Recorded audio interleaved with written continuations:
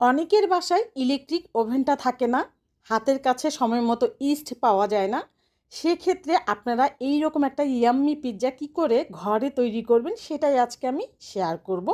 আর এই পিৎজাটা পরিবারের যাকেই খাওয়াবেন সেই মুগ্ধ হবে। এটা এত মজা হয় পিৎজাটা।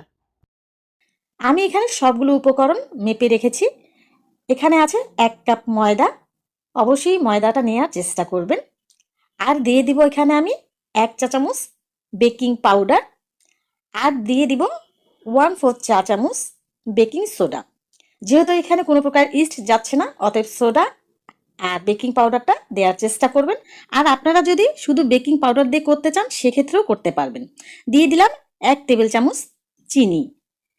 এবার দিয়ে দেবো এখানে আমি 1/4 চা চামচ লবণ। এবার সবগুলো উপকরণ ভালোভাবে একটু মিশিয়ে নিব। এবার দিয়ে দেবো আমি 1/4 কাপ টক দই।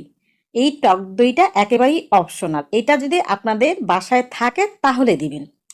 টক দইটা দিলে পিৎজার টেস্টটা অনেক ভালো আসে, এই জন্য আমি 1/4 কাপ টক দই ব্যবহার করেছি। এবার টক দইয়ের সাথে শুকনো উপকরণগুলো হাতের সাহায্যে আমি আবার একটু মিশিয়ে নেব। এবার এখানে আমি হালকা কুসুম গরম পানি নিয়েছি 1/2 কাপ।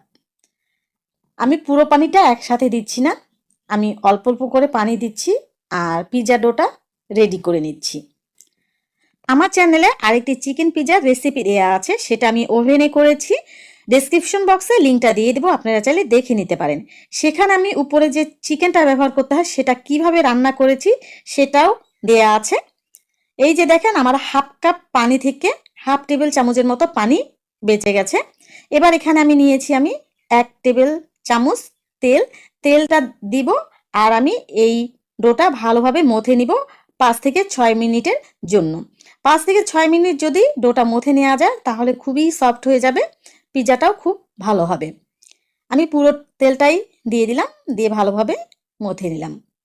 এই যে দেখেন, পিৎজা ডোটা আমার মথা হয়ে গেছে, খুব ভালোভাবে আমি মথে নিয়েছি। একটু দেখেন কতটা সফট হয়েছে ডোটা। এবার আমি ডোটা রেস্টে রেখে দিব 15 থেকে 20 মিনিটের জন্য, এতে করে ডোটা আরও বেশি সফট হয়ে যাবে। অনেকেই আছেন এই রেস্টে রাখার কাজটা করেন না, এতে করে পারফেক্ট রেজাল্টও আপনারা পান না। এই জন্য অবশ্যই রেস্টে রেখে দিতে হবে। আমি 20 মিনিট পর ফিরে আসলাম, ডোটা আমার একেবারেই কমপ্লিট পিৎজা তৈরি করার জন্য। এই যে দেখেন, মাশাআল্লাহ এত বেশি সফট হয়ে গেছে। তো হাতে একটু আমি ময়দা মেখে নিলাম, অল্প সামান্য কিছু নিয়ে এবার আমি এটা একটু বেলে নিব। আপনারা যদি বেলতে না চান পিৎজা ট্রেতে রেখে একটু হাতের সাহায্যে স্প্রেড করে নেবেন। আমি একটু ময়দা ছিটিয়ে দিয়ে